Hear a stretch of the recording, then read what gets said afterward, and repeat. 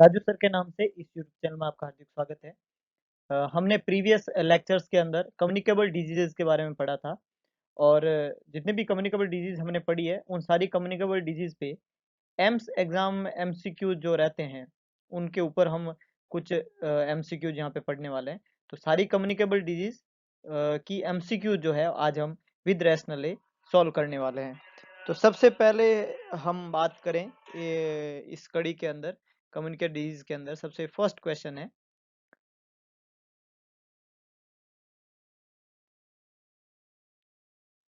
The infectivity of chicken pox last for. Question है infectivity और communicability कह सकते हैं हम इसको। तो चिकन पॉक्स की जो इन्फेक्टिविटी है या उसको हम बोल सकते हैं चिकन पॉक्स की जो कम्युनिकेबिलिटी है वो कितने टाइम तक, इन्फेक्टिविटी या कम्युनिकेबिलिटी कितने टाइम तक लास्ट करती है। फर्स्ट ऑप्शन है till the last scab falls off, 6 days after onset of race, 3 days after onset of race और till the fever subsides। ये क्वेश्चन है, 4 ऑप्शन है। थोड़ा मैं वक्त दूंगा इस बार आपको ऑप्शन चूज करने का, क्योंकि कुछ शिकायतें मुझे मिली है कि सर आप जल्दी से आंसर बता देते हो, हमें सोचने का मौका नहीं देते हो। तो क्या होना चाहिए? हाँ, कुछ लोग काफी ठीक जा रहे हैं, मैं आपके दिल की आवाज सुन सकता हूँ। बी आंसर बोल रहे हैं, डेफिनेटली इट्स बी, बिल्कुल सही है। 6 days after onset of rash. हमने पढ़ा है period of communicability chicken pox का, और वहां पे हमने पढ़ा था कि 1 to 2 days before to 4 to 5 days after appearance of rash. 1 to 2 days before ये टाइम पीरियड था, 1 to 2 days before and 4 to 5 days after, ये टाइम पीरियड हमने पढ़ा था। और यहाँ पे 6 days आफ्टर लिखा हुआ है, जो कि बिल्कुल सही है, ये गलत नहीं है। 5 और 6 days हम काउंट कर सकते हैं। ये था चिकन पॉक्स का। हमने मीजल्स का, डिप्थीरिया का, सबका पढ़ा था। मीजल्स का हमने पढ़ा था 4 days before to 5 days after appearance of rash. Diphtheria का हमने पढ़ा था 14 to 28 days from disease onset. Polio का हमने पढ़ा था 7 to 10 days before and after onset of symptom. तो इस तरीके से सारी डिजीज का कम्युनिकेबल पीरियड जो है हमने अलग अलग तरीके से वहां पे पढ़ा था। हमने चिकन पॉक्स के बारे में ये भी पढ़ा था कि इसका पॉजिटिव ऑर्गेनिज्म वेरिसेला होता है, वेरिसेला जोस्टर कह सकते हैं हम वायरस को। सेकेंडरी अटैक रेट 90% रहती है। मतलब क्या था सेकेंडरी अटैक रेट का कि जिसको चिकन पॉक्स है उसके अलावा जो जो चिकन पॉक्स वाले पेशेंट एक्सपोज हुआ है उसको होने की संभावना है। और इंक्यूबेशन पीरियड भी चिकन पॉक्स का हमने पढ़ा था 14 to 16 days, है कि नहीं? तो ये आपको याद रखना है। इसके अलावा इंपॉर्टेंट क्लिनिकल साइन में हमने पढ़ा था ड्यू ड्रॉप जो है रोज पेटल के अपीयरेंस के अंदर इसमें वेसाइकल्स बनते हैं, सेंट्रीपिटल डिस्ट्रीब्यूशन रहता है, प्लियोमॉर्फिक रेस रहता है, मतलब अलग अलग कैटेगरी एक ही बार में वहां पे प्रेजेंट होती है। और एक और इम्पोर्टेंट बात रहती है जो हमने वहां तो डिस्कस नहीं की चिकन पॉक्स के बारे में, कि अगर आप चिकन पॉक्स में फीवर को सबसाइड करने के लिए बच्चों को एस्प्रिन दे दो तो उसको रेस सिंड्रोम नाम का एक कॉम्प्लिकेशन हो जाता है, उसकी रिस्क होती है। तो ये सारी चीज हमने चिकन पॉक्स के बारे में पढ़ा था। तो एक इंपॉर्टेंट डिजीज थी chicken pox, positive organism, communicable period और इसका इंक्यूबेशन पीरियड सारा इंपॉर्टेंट रहता है। क्लिनिकल साइन इंपॉर्टेंट रहता है, प्लियोमॉर्फिज्म इंपॉर्टेंट रहती है, सेंट्रीपिटल इंपॉर्टेंट रहता है, ड्यू ड्रॉप पैटर्न इंपॉर्टेंट रहता है। ये सब आपको याद रखना है। अभी आंसर यहाँ पे रहेगा B, 6 days after onset of rash. Next question है chicken pox is characterize by all except. अभी हमने चिकन पॉक्स के सारे कैरेक्टरिस्टिक पढ़े हैं, तो देखते हैं कौन कौन से ऑप्शन आते हैं। फर्स्ट है स्केप्स आर इन्फेक्टिव। स्केप्स जो है वो इन्फेक्टिव होता है चिकन पॉक्स का। दूसरा ऑप्शन है प्लियोमॉर्फिक स्टेज, चिकन पॉक्स में स्टेज प्लियोमॉर्फिक होती है। Rashes symmetrical centripetal dew drop like and palm and sole not affected by rash. ये 4 ऑप्शन है। क्वेश्चन ने पूछा है क्या कैरेक्टरिस्टिक होते हैं, एक्सेप्ट का क्वेश्चन है, इसका मतलब 3 ऑप्शन 3 कैरेक्टरिस्टिक है, एक नहीं है। तो क्या होना चाहिए? हाँ, कुछ लोग सही जा रहे हैं, कुछ लोग गलत भी जा रहे हैं, मैं सुन पा रहा हूँ आपको। तो जो लोग सही जा रहे हैं उनके आंसर जो है वो कुछ इस तरीके से है कि वो कह रहे हैं कि ए आंसर होगा, scabs are infective. Chicken pox के जो स्कैब होते हैं, स्कैब स्कैब सबसे लास्ट स्टेज में बनते हैं और वो बिल्कुल भी इन्फेक्टिव नहीं होते हैं। वेसाइकल्स जो होते हैं वो डेफिनेटली इन्फेक्टिव होते हैं, और इसलिए हम contact dermatitis, sorry contact precaution जो है वो भी काम में लेते हैं वहां पे। लेकिन स्कैब कभी भी इन्फेक्टिव नहीं होते हैं। प्लियोमॉर्फिक स्टेज चिकन पॉक्स में होती है, इसका मतलब हुआ अलग अलग तरह की स्टेज का वहां पे प्रेजेंट होना। रेसेज जो है वो symmetrical centripetal dew drop pattern में होते हैं, ये बिल्कुल सही बात है। और चिकन पॉक्स और स्मॉल पॉक्स में हमने डिफरेंस में पढ़ा था कि पाम एंड सोल के ऊपर कभी भी चिकन पॉक्स के जो रेस है वो नहीं बनते हैं। तो ये बात भी बिल्कुल सही है। तो बी, सी और डी तीनों सही है, इसलिए ए आंसर यहाँ पे करेक्ट जाएगा। एक्सेप्ट का क्वेश्चन था, और स्कैब जो चिकन पॉक्स होती है वो कभी भी इन्फेक्टिव नहीं होती है। समझ पा रहे हो? ये बहुत बहुत इंपॉर्टेंट यहाँ पे पॉइंट है, इसको जरूर समझिएगा। क्वेश्चन है, WHO declare global eradication of small pox. Small pox का ग्लोबल इरेडिकेशन कब हुआ था? कब हुआ था, अगर मैं बिना ऑप्शन के पूछूं आप लोगों को तो? बिल्कुल, कुछ लोग बिल्कुल सही जा रहे हैं 1980, लेकिन कुछ लोग 78 बोल रहे हैं जो गलत है, 75 जो बोल रहे हैं वो गलत है, 77 जो बोल रहे हैं वो भी गलत है। ग्लोबल इरेडिकेशन स्मॉल पॉक्स को आया है 1980 के अंदर, ये बहुत बेसिक है। तो ऑप्शन के लिए जाते हैं, 26 अक्टूबर 1977, इट्स रॉन्ग वन। जिन्होंने भी 77 बोला उनका ये गलत है, क्योंकि वो ये चूज करते ये गलत होता, नेगेटिव मार्किंग होती।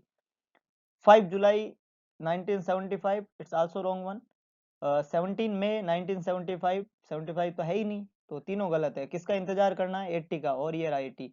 8 मई 1980, इट्स करेक्ट वन। 8 में 1980 अभी अभी गया है 8 में, और 1980 जो है चिकन पॉक्स का ग्लोबल स्मॉल पॉक्स का सॉरी ग्लोबल एरिडिकेशन हुआ है। Important concept. नेक्स्ट क्वेश्चन है, which of the following is the least common complication of measles. Measles के कॉम्प्लिकेशन हमने वहां पे पढ़े थे, और सवाल ने हमें मीजल्स का सबसे लीस्ट कॉमन कॉम्प्लिकेशन पूछा है। जब भी वर्ड लीस्ट लगता है इसका मतलब rare, rare complication chicken pox का, मीजल्स का। दो कॉम्प्लिकेशन हमने पढ़े थे मीजल्स के, मोस्ट कॉमन और लीस्ट कॉमन, ये दो पढ़े थे। देखते हैं ऑप्शन को। पहला है डायरिया, सेकंड वन है न्यूमोनिया, थर्ड वन है ओटाइटिस मीडिया, फोर्थ वन है एसएसपी। क्या होना चाहिए? बिल्कुल बिल्कुल बिल्कुल, काफी लोग सही है, काफी लोग सही है, बहुत ही बेहतरीन। इसका मतलब आपने डिजीज को बहुत अच्छे से पढ़ा है। लोगों का जवाब है एसएसपीई। एसएसपीई, वेरी गुड। सब acute, very good very good very good. सब एक्यूट स्क्लेरोजिंग, स्क्लेरोजिंग पान एनकेफेलाइटिस, पान encephalitis, this is the full form of, this is the full form of SSP. बिल्कुल सही गए हैं। Diarrhoea, pneumonia, otitis media is the most common complication.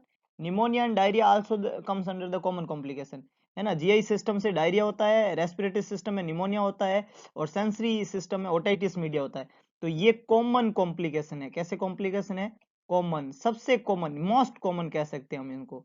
Most common complication है otitis media. इसके अलावा pneumonia और डायरिया हो सकता है, लेकिन रेयर कॉम्प्लिकेशन और लीस्ट कॉमन है एसएसपीई, जो कि नर्वस सिस्टम से संबंधित है। Very good. नेक्स्ट क्वेश्चन है, which of the following is the reservoir for measles. Measles का रिजर्वायर कौन है? ये क्वेश्चन ने पूछा है। मीजल्स जो है उसका रिजर्वायर का मतलब क्या हुआ? रिजर्वायर का मतलब हुआ मीजल्स जो होता है वो किन के अंदर देखने को मिलता है। बेसिकली मतलब मीजल्स जो है वो किन के द्वारा स्प्रेड होता है, या कौन मीजल्स को रिजर्व करके रखते हैं। तो इनका कम्युनिकेबिलिटी किसके थ्रू हो रही थी? खुद कैश के थ्रू। और खुद कैश कौन होता है? मीजल्स किसको होता है? कुत्ते को, बिल्ली को, या इंसान को? इंसान को, वेरी गुड। इंसान को ही मीजल्स होता है। ऑप्शन है मैन, सोइल, फोमाइट्स और मंकी। मंकी को मीजल्स नहीं होता है। फोमाइट्स आर्टिकल से मीजल्स नहीं फैलता, मिट्टी से नहीं फैलता है, ये इसके रिजर्वायर नहीं है। Man is the reservoir for measles. M for measles, M for man, man measles reservoir. Measles का रिजर्वायर कौन है? मैन है। समझे? बहुत बहुत बहुत आसान question. Next one, Koplik spots are seen in. Koplik spots किस में देखने को मिलते हैं? क्या जवाब होना चाहिए? बिल्कुल, आप सब बोल रहे हैं मीजल्स, लेकिन मुझे ऐसा लग रहा है कि मीजल्स ऑप्शन में नहीं मिलेगा। तब आप क्या जवाब देंगे? चौंक गए ना? हाँ बिल्कुल, मीजल्स ऑप्शन में नहीं मिलेगा, सच बता रहा हूँ मैं। देख लो, अगर आपको विश्वास नहीं हो रहा हो तो। Prodromal stage, incubation period, eruptive stage, convulsant stage. खा गए ना मात? तो बताओ अब क्या होना चाहिए जवाब? Koplik spots are seen in prodromal stage, incubation period, eruptive stage और कन्वर्जेंट पीरियड। अच्छा, कई सारे लोग जो है उनका जवाब आ रहा है इरप्टिव स्टेज, जो कि गलत है। रैश बनते हैं इरप्टिव स्टेज में स्किन के ऊपर। इंक्यूबेशन पीरियड हो ही नहीं सकता क्योंकि यहाँ पे कोई क्लिनिकल साइन आते ही नहीं है। कन्वल्सेंट स्टेज में वो जो है वहाँ पे runny nose and flu like symptom आते हैं। सॉरी, ये एंड स्टेज है, तो ये नहीं है, ये लास्ट की स्टेज है, ये इरप्टिव स्टेज के बाद की है। तो इसका मतलब ये तीनों स्टेज यहाँ पे नहीं है, तो एक ही बचा है। और कौन सी स्टेज है? प्रोड्रोमल। वो स्टेज है जिसमें इनिशियल सिम्टम आते हैं, flu like symptom, and mouth के अंदर बनता है कॉप्लिक स्पॉट। Very good. तो A is the correct one. Prodromal stage के अंदर मीजल्स में कॉप्लिक स्पॉट्स बनते हैं, याद रखिएगा। Prodromal convalescent last eruptive rash का इरप्शन होता है, इंक्यूबेशन पीरियड में कोई सिम्टम नहीं आते हैं। तो यहाँ पे आंसर क्या बनेगा? Prodromal stage is the stage जहाँ पे कॉप्लिक स्पॉट्स मीजल्स में बनते हैं। नेक्स्ट क्वेश्चन जो है, which of the following is the most common complication of mumps in children? बच्चों में मम्स का मोस्ट कॉमन कॉम्प्लिकेशन कौन सा रहता है चिल्ड्रन के अंदर? मम्स के कॉम्प्लिकेशन हमने पढ़े थे, एडोलसेंट के अंदर अलग होते हैं, चिल्ड्रन में अलग होते हैं। बिल्कुल सही, काफी लोग सही जा रहे हैं। ऑप्शन देखते हैं अपन। Aseptic meningitis, pneumonia, otitis media, encephalitis. क्या होना चाहिए? बिल्कुल बिल्कुल बिल्कुल, वेरी गुड वेरी गुड। इसका मतलब मम्स को आपने बहुत अच्छे से पढ़ा है। Aseptic meningitis, very good, is the correct one. Aseptic meningitis is the most common complication of mumps in children. और वहीं पे अगर एडोलसेंट होता, एडोलसेंट एडोलसेंट होता तो मेल एडोलसेंट के लिए ऑर्काइटिस, वेरी गुड, और फीमेल एडोलसेंट के लिए ओफ्राइटिस, क्योंकि female not don't have testis, तो वहां पे ovaries, word is ओफराइटिस।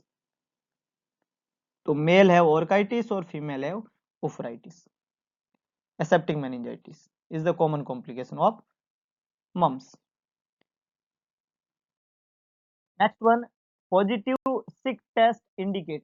Positive Schick test जो होता है वो किसको इंडिकेट कर, क्या इंडिकेट करता है? अब सिक टेस्ट करते किस में अपन? डिप्थीरिया के अंदर, very good. Diphtheria communicable disease हमने पढ़ी थी, और उसमें हम क्या करते हैं? सिक टेस्ट करते हैं। सिक टेस्ट हमने वहां पे किया, तो इसका पॉजिटिव होना किसको इंडिकेट करता है? फर्स्ट ऑप्शन है इम्यूनिटी ऑफ डिप्थीरिया, मतलब बॉडी में डिप्थीरिया के प्रति इम्यूनिटी होती है तब सिक टेस्ट पॉजिटिव आता है। दूसरा है ससेप्टिबिलिटी टू डिप्थीरिया, डिप्थीरिया की जब ससेप्टिबिलिटी होती है कि इंडिविजुअल को डिप्थीरिया हो गया, तब टेस्ट पॉजिटिव आता है। Hyper sensitivity to diphtheria, diphtheria से हाइपर सेंसिटिविटी होती है तब पॉजिटिव आता है। या इन्फेक्शन विद डिप्थीरिया, डिप्थीरिया से इन्फेक्शन होने पे टेस्ट जो है वो पॉजिटिव आता है। What is the answer? हाँ बिल्कुल बिल्कुल, आप सोचिए। मैं यहाँ पे सफिशिएंट टाइम दूंगा आपको। मैंने पूरा आपको एक चार्ट से समझाया था, सिक टेस्ट को पूरा अच्छे से समझाया था। तो what the mean of Schick test? Schick test अगर पॉजिटिव आता है इसका क्या मतलब है? तो आप काफी लोग जवाब दे रहे हैं लेकिन गलत जवाब दे रहे हैं। आप दे रहे हैं इन्फेक्शन विद डिप्थीरिया, जो कि बिल्कुल गलत आंसर है। सिक टेस्ट का पॉजिटिव आना डिप्थीरिया के इन्फेक्शन को इंडिकेट नहीं करता है। सिक टेस्ट एक सेंसिटिव टेस्ट है, और सेंसिटिव टेस्ट हमेशा ससेप्टिबिलिटी को इंडिकेट करता है। तो ये डिप्थीरिया की ससेप्टिबिलिटी, ये दो ही जो है यहाँ पे कंफ्यूजन थे। हाइपर सेंसिटिविटी या इम्यूनिटी कुछ भी नहीं होता है, तो ये तो गलती हो गई, बिल्कुल आप सही जा रहे थे। लेकिन कंफ्यूजिंग दो ही ऑप्शन है, बी और डी। और इन्फेक्शन विद डिप्थीरिया गलत आंसर है, जो कि 90% से भी ज्यादा लोगों की आत्मा की आवाज को मैंने सुना है और वो गलत बोल रहे हैं। जो बी है वो करेक्ट आंसर है, susceptibility to diphtheria. Schick test में हमने बोला था कि हम वहाँ पे जो है इंट्राडर्मली जो है वहाँ पे लगाते हैं हम फोर आर्म के ऊपर 0.2 ml के आसपास सिक टेस्ट टॉक्सिन जो है वो लगाते हैं। और अनदर आर्म पे इनएक्टिवेटेड टॉक्सिन जो है वो लगाते हैं, जिसको हमने ऑपोजिट आर्म पे लगाया, और कंट्रोल वो रीडिंग होती है। तो एक टेस्ट आर्म होती है, एक हाथ जो उसपे हम एंटी टॉक्सिन्स लगाते हैं वो टेस्ट आर्म है, और दूसरी जो है वो कंट्रोल आर्म होती है। दोनों में कोई रिएक्शन नहीं होते तो नेगेटिव है, और नेगेटिव का मतलब होता है इम्यून टू डिप्थीरिया। तो अगर नेगेटिव टेस्ट आता है मतलब डिप्थीरिया के प्रति बॉडी में इम्यूनिटी है। और जो टेस्ट आर्म है वो रेड फ्लश आए और कंट्रोल आर्म पे कोई भी रिएक्शन नहीं हो, तो ये पॉजिटिव को इंडिकेट करता है, और पॉजिटिव टेस्ट इंडिकेट करता है ससेप्टिबल टू डिप्थीरिया। तो दो वहां पे हमने दो तरीके से किया। अगर आपको ये टेस्ट क्लियर नहीं हो तो आप डिप्थीरिया का वीडियो जो है वो जरूर देखें, प्रीवियस लेक्चर में थ्योरेटिकल, तो आपको ये क्लियर हो जाएगा। लेकिन सिक टेस्ट का पॉजिटिव आना डिप्थीरिया की ससेप्टिबिलिटी को इंडिकेट करता है। Very good. काफी लोग जो है यहाँ पे इंटेलिजेंट है, और मैं आपके इस इंटेलिजेंस की कदर करता हूँ। Next one, the usual incubation period for pertussis is, pertussis का इंक्यूबेशन पीरियड क्या है? सबसे इजी क्वेश्चन, और हमने बहुत अच्छे से पढ़ा था, 3 बीमारियों को एक साथ जिनका इंक्यूबेशन पीरियड होता है 7 to 14 days, that is the correct one. आप सही गए हो। 14 to 21, 3 to 5 और 21 to 28 days, what is the correct one? Very good, it's A, 7 to 14 days is the incubation period for pertussis। incubation period जो होता है वो क्या होता है? तो incubation period जो होता है, ये कई बार पूछा हुआ है, it is the time interval or the period between invasion by an infectious agent, क्या लाइन है? invasion, invasion का क्या मतलब होता है? एंट्री होना, invasion by an infectious agent, invasion by an infectious agent and appearance of first sign and symptoms of disease, and appearance of first sign and symptom of the disease, ये जो period होता है इसको कौन सा period बोलते हैं? Incubation period. It is the period of invasion of an infectious agent and appearance of first sign and symptom of the disease is known as incubation period। तो ये बहुत इंपॉर्टेंट पीरियड है। अच्छा, इंक्यूबेशन पीरियड के अलावा कई सारे period जो है हम पढ़ते हैं। Can you know about the median incubation period? Median, one is latent period, one is serial interval period, one is generation time, there is lot of times, not so important. यहाँ पे incubation period याद रखना है, कभी हम और आगे detail से पढ़ेंगे कम्युनिटी को तो हम ये पीरियड के भी बारे में बात करेंगे, लेकिन अभी हम इंक्यूबेशन पीरियड का पढ़ते हैं। It is, what is the incubation period? It is the time period और time interval between invasion by an infectious agent and appearance of first sign and symptom of the disease। और pertussis का incubation period इस question में पूछा है, जो कि कितना होता है? 7 to 14 days। नेक्स्ट वन है, prophylaxis of meningococcal meningitis is. Meningococcal meningitis हमने एक डिजीज पढ़ी थी, और उस बीमारी के अंदर एज ए प्रोफाइलैक्सिस जो है वो कौन सी ड्रग वहां पे काम में लिया जाता है? जिनको मेनिंजोकोकल मेनिंजाइटिस नहीं है और होने की संभावना है, उनको एज ए प्रोफाइलैक्सिस जो है कौन सी दवाई देंगे? अगर आपने उस वीडियो को अच्छे से पढ़ा तो आप बिना ऑप्शन के जवाब दे सकते हैं, ट्राई करें। नहीं तो आपको आप वीडियो जरूर देखें वापस। अभी हम इस क्वेश्चन को डिस्कस करें। Ciprofloxacin, rifampicin, penicillin, gentamicin, which is the correct one? Heard, हाँ, हमने जो लास्ट वीडियोस पढ़े उनमें 2 दवाइयों का ज्यादातर जिक्र किया है, one is rifampicin and one is penicillin, पर as a prophylaxis in meningococcal meningitis rifampicin is used. Rifampicin is the prophylactic drug of choice in the case of meningococcal meningitis। prophylactic drug of choice काम में लेते हैं rifampicin, तो B यहाँ पे सही जाएगा, बिल्कुल सही है। सिप्रोपेनिसिलिन और जेंटामाइसिन एज ए प्रोफाइलैक्सिस काम में नहीं लेते। Got it. Next question, pneumonia के बारे में हमने पढ़ा। Most important feature to diagnose severe pneumonia, severe pneumonia को डायग्नोस करने का सबसे इंपॉर्टेंट फीचर्स कौन सा होता है? हमने पढ़े थे वहां पे no pneumonia, pneumonia, severe pneumonia, very severe pneumonia, ऐसे 4 तरह के निमोनिया हमने पढ़े थे। क्वेश्चन ने पूछा है, नो निमोनिया में हमने पूछा था ना तो चेस्ट सिंड्रोमिंग होता है ना टेकिपनिया होता है। निमोनिया होता है जब टेकिपनिया होता है पर चेस्ट सिंड्रोमिंग नहीं होता है, लेकिन सीवियर निमोनिया में टेकिपनिया के साथ में चेस्ट सिंड्रोमिंग होता है, स्टाइडर होता है, ग्रंटिंग होती है, नेजल फ्लेरिंग होती है। देखते हैं क्या ऑप्शन आता है। फर्स्ट है साइनोसिस, तो साइनोसिस उसके क्लिनिकल साइन में नहीं था। अगर आपको निमोनिया याद होगा तो आप इसका जवाब दे पाएंगे, तो ये नहीं था उसमें। चेस्ट इंड्रोइंग उसमें था बिल्कुल था। नेजल फ्लेरिंग और फास्ट ब्रीदिंग जिसको टेकिपनिया कहते हैं, लेकिन फास्ट ब्रीदिंग सिर्फ होना सीवियर निमोनिया नहीं था। नेजल फ्लेरिंग, सीवियर निमोनिया का सबसे क्लासिकल साइन हमेशा चेस्ट इंड्रोइंग होता है। चेस्ट में गंडा बनना चेस्ट इंड्रोइंग कहलाता है, बिल्कुल सही है ना। तो चेस्ट इंड्रोइंग यहाँ पे करेक्ट आंसर बनेगा। ये सीवियर निमोनिया का सबसे इंपॉर्टेंट फीचर उभर के सामने आया। चेस्ट इंड्रोइंग, चेस्ट का अंदर की तरफ धंसना चेस्ट इंड्रोइंग के नाम से जाना जाता है, और ये सीवियर निमोनिया का सबसे क्लासिकल क्लिनिकल साइन जो है वो यहाँ पे माना जाता है, सीवियर निमोनिया। निमोनिया के डिफरेंट टाइप हमने पढ़े थे, निमोनिया के ऊपर एक वीडियो है थ्योरेटिकल पोर्शन में, अगर आपको समझ में नहीं आया क्लिनिकल साइन तो आप उसको रेफर करें। Next question, which type of sample can be used to isolate polio virus earliest? Polio virus को सबसे अर्लीस्ट जो है वहां पे आइसोलेट करने के लिए कौन सा सैंपल काम में लेते हैं? फर्स्ट ऑप्शन है स्टूल, ब्लड, सीएसएफ और थ्रोट। हमने चारों ही सैंपल जो है वहाँ पे काम में लिए, स्टूल भी लिया, ब्लड का सैंपल भी लिया, सीएसएफ का लिया और थ्रोट का सैंपल भी लिया। लेकिन कौन सा जो है वो सैंपल जो है वो यूज किया जाएगा आइसोलेट करने के लिए? Which one? यस, बहुत सारे लोगों ने बिल्कुल सही जवाब दे रहे हो आप। Stool is the correct one. बहुत अच्छे, है ना, बहुत अच्छे। इसका मतलब आपने पोलियो को बहुत अच्छे से पढ़ा है। स्टूल यहाँ पे आंसर जाएगा। स्टूल जो होता है वो आइसोलेशन के रूप में काम में लेते हैं वाइल्ड पोलियो वायरस को, जो स्टूल से आइसोलेट किया जाता है। रिकमेंडेड मेथड है ये for laboratory confirmation of paralytic polio myelitis. Her case के अंदर जो एक्यूट फ्लैसिड पैरालिसिस होता है उसमें ये टेस्ट रिकमेंडेड किया जाता है, और इस टेस्ट से पोलियो वायरस, कोई भी फ्लैसिड पैरालिसिस का बच्चा आता है उसको स्टूल एग्जामिनेशन करते हैं, उसमें पोलियो वायरस का पता लगाया जाता है सबसे पहले, क्योंकि यहाँ पे सबसे पहले जो है ये डिटेक्ट होता है वायरस, जो कि फीसेज के अंदर पाया जाता है। 8 सप्ताह से पहले तक, पैरालिसिस होने के 8 सप्ताह के अंदर अंदर जो है उसके स्टूल के अंदर, और सबसे ज्यादा इनिशियल 2 वीक इंपॉर्टेंट रहते हैं। तो पैरालिसिस होते ही अगर स्टूल का टेस्ट कराओ उसमें पोलियो वायरस मिल जाएगा। 2 वीक के अंदर अंदर तो मिलता ही मिलता है, 8 वीक तक मिल सकता है, इसलिए स्टूल टेस्ट को सबसे पहले अर्लीस्ट वहां पे चेक किया जाता है पोलियो वायरस को आइसोलेट करने के लिए। समझ गए?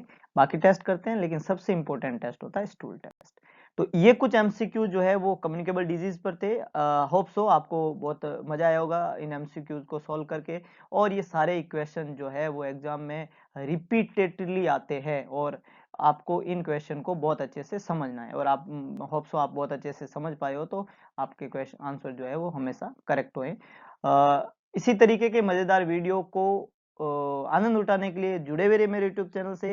वीडियो पसंद आया तो वीडियो को लाइक, शेयर, और चैनल को अभी तक सब्सक्राइब नहीं किया तो सब्सक्राइब बटन जरूर दबाएं, और बेल आइकन बटन को प्रेस करें, ताकि नोटिफिकेशन मिलेगा आपको और वीडियो सबसे पहले आप तक पहुंचेगा। और एक काम जरूर करें, मैक्सिमम लोगों तक चैनल को पहुंचाएं, ताकि जो है हर कोई जो है इस जो हमारी कोशिश है उसमें अपना जो है कुछ हम उनकी कुछ मदद कर पाए। तो मददगार बने और खुश रहें, स्वस्थ रहें और पढ़ाई को जारी रखें। धन्यवाद।